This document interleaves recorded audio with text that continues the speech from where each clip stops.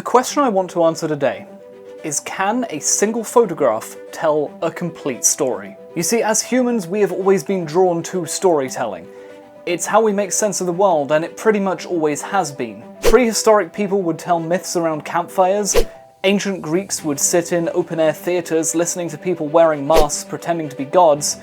And in the modern day, we tell stories about a kid from Queens getting bitten by a spider and then fighting a goblin. It's all basically the same thing, and I think it's fair to say that storytelling is a core part of what makes us tick as humans, but how do we apply this to photography? Well, this guy here is called Joseph Campbell, and he might just have the answers for us.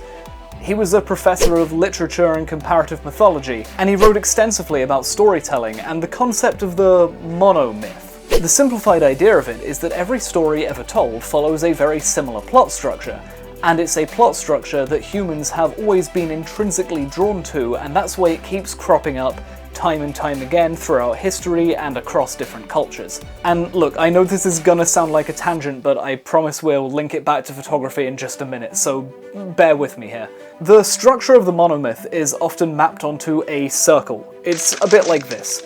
Now, that diagram is a little bit complicated, so we're going to use a simpler one that was made by Dan Harmon, the creator of Community and Rick and Morty. It's the same idea, it's just a little less detailed, so it's easier to explain and easier to understand. So the monomyth, or the story circle, breaks down a bit like this. You have a relatable protagonist, they need something, they go and search for it, they find it, they take it, and then they return home having changed. And I'm not kidding when I say that this structure can apply to pretty much every single story. For example, Luke Skywalker wants to save the princess, so he leaves home, his mentor dies, but he saves the princess and then becomes a hero. Or Jason and the Argonauts from Greek mythology. He wants to find the Golden Fleece, so he goes on an adventure on a boat, has a road of trials, and eventually does return home, but because of a curse, he is exiled. Or to use something that's a much better piece of media than either of those stories, how about the story of Katie Heron? She's new to her school, she wants to be accepted, so she infiltrates the plastics, becomes Queen Bee, but in doing so rips apart the social hierarchy of the school, learning something about herself along the way. It can even work in stories with more than one protagonist, so Troy and Gabriella both have a secret desire to become singers, despite one of them being a jock and one of them being a nerd, so they both audition for the school musical, and it's Romeo and Juliet. It's the same as Romeo and Juliet, which is the same as Titanic, which is... Do you see what I mean? It's all on a circle. And the take-home point here is that because all of these stories are so structurally similar, the human brain has a way of connecting the dots in storytelling, even when you're not told all of the information. For example, if you're trying to tell a story with a single frame. You see, I told you I'd bring this back to photography, didn't I promise? There we go. Now, I personally believe that good photography, particularly good street photography, is all about telling a story. Or to be more precise, it's about telling as much of a story as you can in one frame, and then letting your viewers fill in the rest of the information to get the compelling narrative themselves. You don't have to have an entire hero's journey contained within every single photograph. You just have to hit really hard on a couple of the narrative points, and because we as humans are so used to telling stories in that way, we're able to fill in the blanks and we're able to get the rest of the story just from what you're showing us in that one frame. Let's look at some of the most famous street photographs of all time for an example of what I mean. So in this photograph by Henri Cartier-Bresson, we've got a clear protagonist and he has a clear goal, which is to try and not get his feet wet. We're catching him right in the middle of his road of trials, and it immediately makes for a compelling story even though we don't have the whole story. We've got a hero to root for, a clear goal, and a symbolic, heroic moment of action. It's enough. We don't need the rest of the story for this to be a super compelling and super famous photograph. Or for another example, let's look at this one by Joel Meyerowitz. Personally, this is one of my favourite photographs of all time.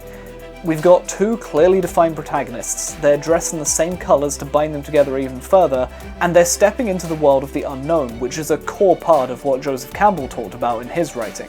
We can't see what's on the other side of the steam, so immediately our mind starts racing with all the possibility of things that could be there. It's a call to adventure, it's a dive into the unknown, it's a dive into mystery. Or there's this one by Vivian Mayer. Again, we've got a clear protagonist to root for, but this time the photograph lands us slap bang in the middle of the attempt to overcome an obstacle, so that our protagonist can continue their journey. We don't know what their goals are, we don't know what they're trying to do, but we don't have to. The photo does enough to be compelling here just by hitting a couple of elements on that circle, because we've got who they are and we've got them overcoming a challenge. The things that come before and after that point don't matter, we still get the sense of the story and we're still drawn to the photograph. So how do we apply this to our own photography? I think there's two big lessons to learn. Firstly, it's that you always have to have a clear protagonist. If there's no one to root for, if there's no hero, you can't have a hero's journey. That's pretty self-explanatory. Secondly, is that you have to have one other bit of context that is somewhere in that story circle. Whether that's their objective, whether that's them overcoming a trial, or even whether it's at the end of the story and you're seeing their success, you're seeing them celebrate, something like that. If you've got a protagonist and then you've got one other bit of information and you can make those really strong elements within your photograph, then that is enough storytelling for anyone to be happy with, and that is enough of a story for your photograph to be compelling. Personally, this is something I've really been trying to focus on with my own work recently. But before I show some of my own examples, I want to say that if you've been enjoying this video so far, a sub to the channel would be heroic of you. Do you get it? Because we're talking about... So the first example I want to show is this photo of a woman waiting for a train. I've got a clear protagonist, she's isolated, she's looking into the center of the frame, and the approaching train with motion blur is really giving a sense of adventure to the whole scene. We've got our hero, we're seeing her about to accept the call to adventure, but we've got no way of knowing what's coming next for her, so it's an interesting introduction of that scene. You know where she's going, but you don't know why she's going there. Another one of my examples is this one. The protagonist is immediately clear because he's the only person standing still, and the bustle and action of everyone else around him, as well as him gesturing with his hand, really gives us the idea that he's halfway through a phone call that's about to change his day in some way. If everyone else is rushing, he's got to have a reason to be standing still, so it makes us wonder what's going on. Is this a refusal of the call to adventure? Is this him getting the news, which is his call to adventure? Is this a phone call with his mentor figure? Or even could this be his moment of success? Again, we've got someone to root for and we want to know more about them, so it really draws us in. Another example is this one. We've got our protagonists, and even though they're just in silhouette, we still identify with them and we want them to succeed. There's clearly some sort of love story here going on, and you immediately think of that moment in a rom-com where you see the protagonists begin to bond over a shared interest, but are still navigating the relationship with caution. So again, we have our protagonists. There's a little bit of distance between them right now, which is pretty symbolic of a road of trials, but we're confident because of our innate thoughts about storytelling that this is going to go somewhere and this is going to result in a happy ending to this story. Now those are just a few examples, but I really think this is something that everyone can learn from, whether you're looking at my photography, looking at your own photography, or looking at things from the old masters. Just because you're only using one frame doesn't mean you can't tell a story, and in some cases it actually makes that storytelling easier to do and makes it more compelling because of what you're not showing. I would really love to see what you all can come up with when you're following these techniques, so if you've got any photos that are great examples of storytelling, great examples of a protagonist going on a journey, that sort of thing, give me a tag on Instagram or on Threads and I will take a look. But that's all for today. I hope you've enjoyed the video. If you have, a like and subscribe would be super appreciated.